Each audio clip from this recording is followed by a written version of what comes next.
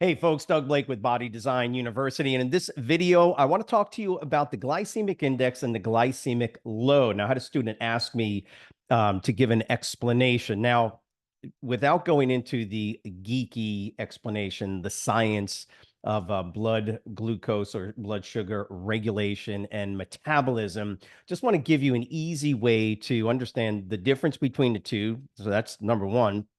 And the second is how they're related, or how they both can be used if you want to when choosing different or particular foods. Now, I will say this: just keep in mind that the glycemic index and the glycemic load has generally been used, and not all the time, and over the years it has changed to a certain extent by nutritionists or registered dietitians to help those individuals that have glucose metabolic dysfunction, right? Or if you want to say diabetes, whatever the case is, but any type of blood sugar dysregulation. So you're using foods, how much particular carbohydrate is within that particular food, a specific amount of it, like 100 grams of a particular food. Also, how fast does that particular carbohydrate containing food, how quickly does it raise blood glucose levels? So there's sort of the academic part of it. And look, you can look that up. You can research that yourself. But I want to give you a more sort of down to earth explanation of how you would use these things if you're going to use them. And they are actually pretty helpful because, again, they tell you something about the foods that you eat. I don't necessarily think it's important that you go specifically and look at every food. The interesting thing, of course, is that we know, even if you did not know on a chart the glycemic index of a food or the glycemic load of a food, you can look at the food. If it's natural, unprocessed, generally it's probably going to be, quote, healthier for you than that same food that has been processed in some way, shape, or form. In other words, in the real world, when personal trainers are acting as nutrition coaches, which they should, um, in that real world where you're dealing with clients and helping them to establish new meal patterns and eating patterns, you don't want to make it any more complicated by giving them a glycemic index chart or a glycemic load chart. It's not really necessary. We want our clients to eat a certain way, obviously. So understanding the differences between the two and how they are used together can be very helpful. So to keep it simple, by the way, before I go any further, remember to subscribe to the channel, like it, put comments down in here if you find the material that I'm going over either interesting or helpful, and just let us know that that you are looking and appreciating the material. Comments are always appreciated, and if you want to share it, that's great as well. So back to the topic at hand. What is the glycemic index? Well, glycemic itself, just keep in mind. So glycemic simply means sugar from a lay person perspective. So anytime you see, glycemic this or glycemic, whatever the case is, it's referring to generally just blood sugar, right? So the glycemic index is simply a table. It's a chart. All right. And it's generally not a complete chart because literally any food that contains carbohydrates, and generally you got to have carbohydrates in it for it to be even important to put on a glycemic index chart. The glycemic index, it's just a chart. It's simply an indicator of how a food affects blood sugar, the raising of blood sugar after you consume it. It's really that simple. When you eat food, things happen, right? When you eat a piece of candy, it affects your blood sugar levels in a very specific way. Everybody's a little bit different, obviously, in how that particular food item affects your blood sugar, right? If you eat a piece of chocolate, it's going to affect your blood sugar levels. I hope that makes sense. This is really very simple. The concept is very simple. Anytime you eat a food that contains carbohydrates in any way, shape, or form, well, fiber is not digestible carbohydrate, but you get the idea. So sugars and starches, things like that. The digestive process is going to lead to an effect on blood sugar, blood glucose levels. What the glycemic index tells you essentially is how fast your body, upon eating a food, swallows it, goes into your stomach, moves into the small intestines, right? Finishes the digestive process. How fast does that process take? And how soon do we see an elevated rise in blood sugar levels? That's what the glycemic index is telling you. So you can Google glycemic index of literally any food. And if you want to stop the video right now, give it a shot. Just go ahead, boom, glycemic index, right? Of name any food, baked potato, right? And you'll see 1,000 hits on Google, right? And you'll see glycemic index of potato, either baked, boiled, and that makes a difference. And it will give you a number between, basically 0 and 100. And where does that 100 scale come from? Well, the glycemic index uses pure glucose, which is the sugar found in your blood. That's what blood sugar is. It's glucose. Um, it compares the foods that you're eating to pure glucose. In other words, imagine taking a liquid glucose, right? Liquid glucose, and taking it and drinking it, for instance, or eating whatever you're doing to it, right? And as soon as you swallow that, pure glucose moves fairly rapidly right through the stomach into the small intestines, and boom, hits your what's known as your hepatic portal, goes into the liver, passes through the liver, and then gets exposed to the circulatory system. Now I could be literally taking your blood and testing your blood, I don't know, every 5, 10 minutes or 15 minutes. Now there are actual ways, standards in which this is done to get these numbers, but glucose converts or is seen in the blood at a certain time frame after you consume it. That gives us our set point. That gives us our standard. Now that is 100. Now every other food item in general takes a little bit longer to convert ultimately into glucose or be seen as glucose in the blood system. And we just see that by an elevation in blood sugar levels. So the glycemic index of a uh, baked potato, for instance, will be anywhere, just depends on which chart you look at, could be in the 60s or even the 70s. Again, depends on the type of potato, believe it or not. Yeah, absolutely. Total amount of fiber in that potato as well. So that's why those numbers can fluctuate. But roughly, it's going to be, 60 or above, somewhere around there, which is technically considered 70 and above on glycemic index. It's considered a high glycemic index. 55 to 70, moderate, below 55, low. So I eat a potato and I'm taking my blood and checking. As soon as I see my base blood sugar level, which is generally at 80, 85, once it gets 90, 95, 100, boom, as soon as it starts going up, I know that that potato has been digested and has now caused the glucose level in my blood to start to rise. How long did that take? Generally, it's not going to take as long as pure glucose consumed, right? Drinking a sucrose solution. Makes sense. Okay. So the foods I eat, if they contain carbohydrates, and I'm talking about digestible carbohydrates, not fiber, for instance, that food that I eat will, upon the digestive process, which essentially for carbohydrates terminates generally in the small intestines. That's where the final processing of saccharides now is going to be pushed into what's called the hepatic portal, where the liver will do what it's going to do. But glucose generally just bypasses the liver, goes into the blood system. Of course, the pancreas is going to pick up that regulatory part of the system, secretes insulin, yada yada yada. That's not the most important part of this video. I just want to explain the difference. So glycemic index essentially is telling you that this particular food will convert into glucose, ultimately glucose, in this time frame. It's going to be faster or slower than other foods based on a number of different variables, the nutrients in that particular food, how much fiber is in that food, even how much protein is in that food.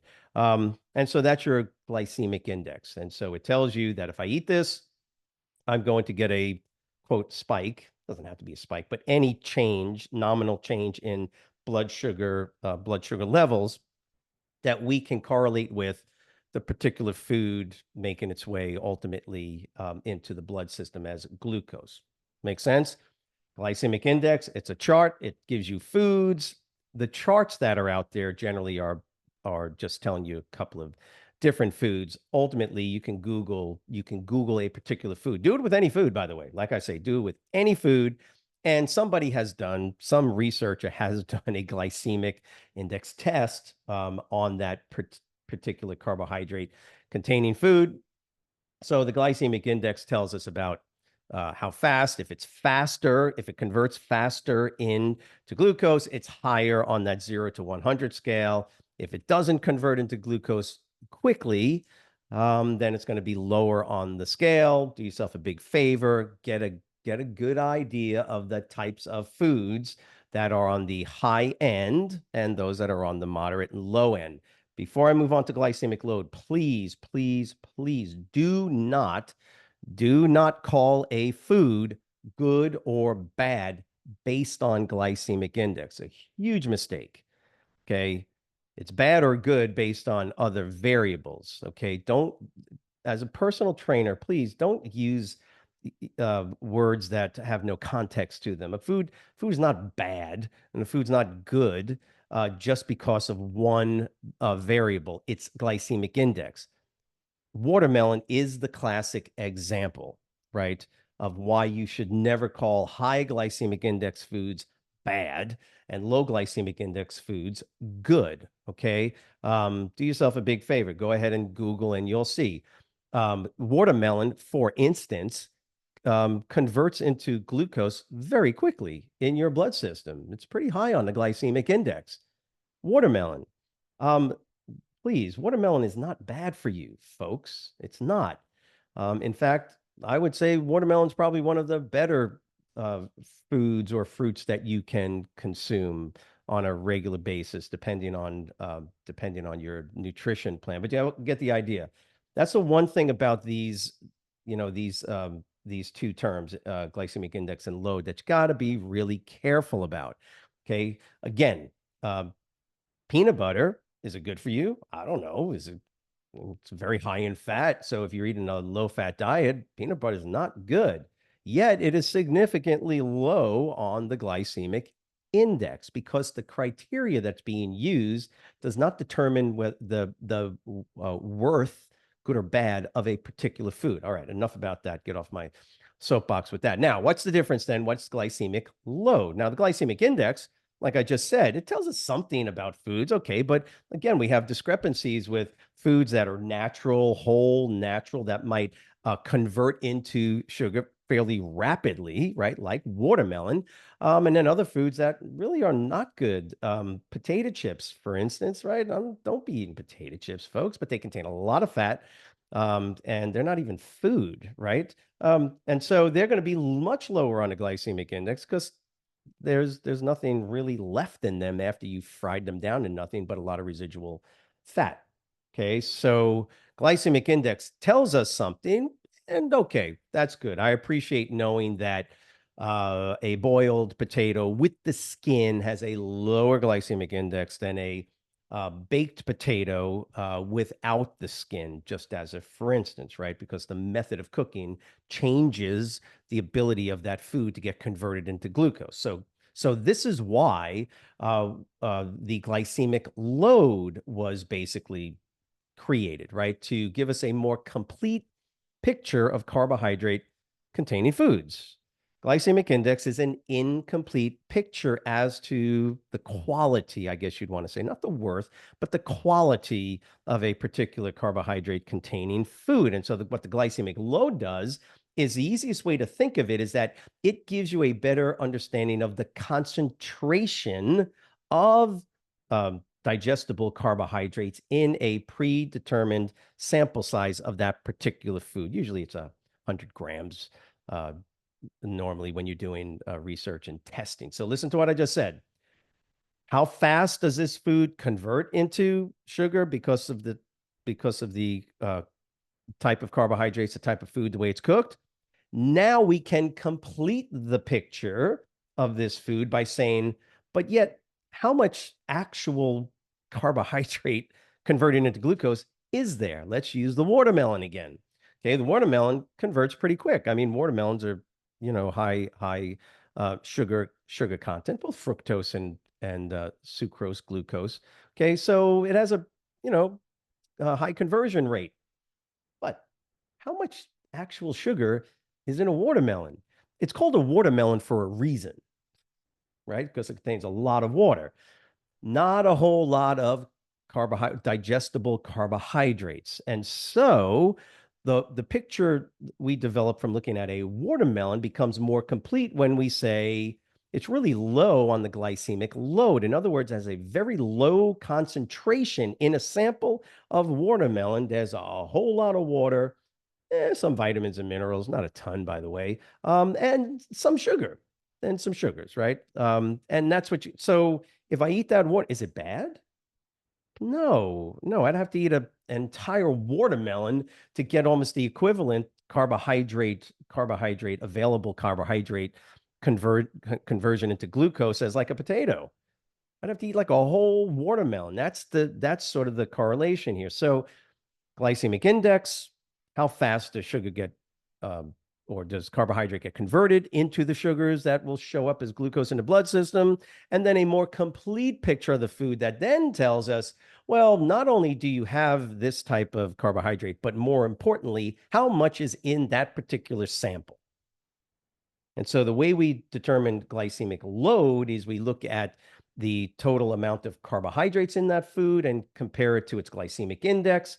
And we now have a new number. And those numbers are generally going to be 10 or below, somewhere around there. And so your glycemic load on the low end, right, is going to be like watermelon 5. That's a low glycemic. That's actually really good. So when I'm doing it with clients, when I'm doing this with clients, I'm looking, okay, I know the glycemic index of processed foods with no fiber. They are what they are. But then if I find a whole food, good whole food that contains nutrients, right, vitamins, minerals, yada, yada, I'm going to look at it. Okay, if the glycemic index, it is what it is. I'm more interested in looking at its glycemic load and saying to myself, a bagels are very concentrated sources of starches, carbohydrates, right? Because of the cooking method and the type of flours that are used. Okay, so a bagel is very dense, right? A lot of usable ultimately glucose comes from a bagel, so it is relatively high on the glycemic load chart. Hope that makes sense. Glycemic index, how fast does your blood sugar levels, right, rise, or not how fast they rise, but how fast does the blood sugar, right, or does that convert into blood sugar? So how fast does that happen? So it happen in 5 minutes, 10 minutes, 30 minutes, whatever the case. There's your glycemic index. So that tells us a little bit about the food, and then the glycemic load basically completes the picture. But how much of it is there? I hope that makes sense. This is where we look at these two variables and we sort of, we match them back and forth, where ultimately we come to the glycemic load as a better overall picture. Use both if you want. But again, we don't want to complicate things for our clients. The glycemic load is a more complete picture because it tells us the concentration, or how much actual usable carbohydrate converting into glucose is in this sample. And all the sample sizes that are used in the research are basically the same size. So we know that a watermelon that fits in the palm of my hand versus a potato that fits in the palm of my hand versus a bagel that fits in the palm of my hand, they have very different effects on your glucose metabolism, in that certain foods will raise it quickly, but there's not a lot of it. So that rise in blood sugar from watermelon will be like, bloop, and that'll be about it. Big deal. It's not that it's not that big of an issue, especially if you have no metabolic dysfunctions. If you got diabetes, you got metabolic issues, obviously take all of that with a grain of salt. That's why they have the glycemic index and load charts. Your dietitian or physician, your doctor will guide you on that. But for the average person with minimal to no metabolic issues with glucose metabolism, be smart. Lower on the glycemic load is generally the way to go. You already know what foods those are. Unprocessed, generally unprocessed foods, high in fiber. Take a deep breath. Unprocessed foods, generally high in fiber. And I'm using the word general because I know folks will leave comments and say, well, what about this particular food? And what about, and that's the whole point here is that in general, unprocessed. Get rid of the sugars out of your diet. Stop drinking sodas and stop drinking anything that provides added sugars into your diet. That's going to help you to regulate blood glucose metabolism, number one, but it'll also help you to understand why certain foods are lower on the glycemic index, high on the glycemic index, high or low on the glycemic load charts.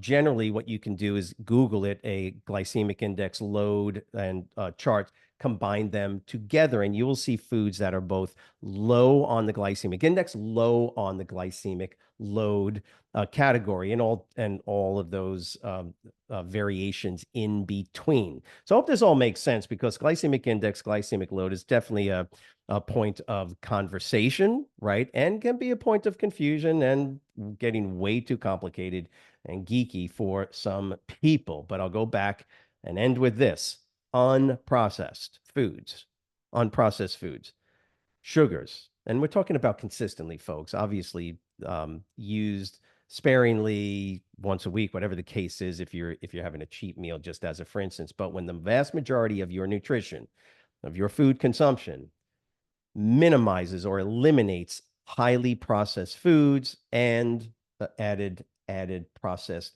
sugars. If you can eliminate those, you will gear yourself automatically towards those foods that are for the most part moderate to low on the glycemic index and definitely moderate to low on the glycemic load chart. If you got any questions, you can, of course, put them in the comment section below. As always, hope this video was helpful, and just let us know if you understand it and it's helpful. Write the word understand in that comment section. Have a great week. Talk to you next week. Bye.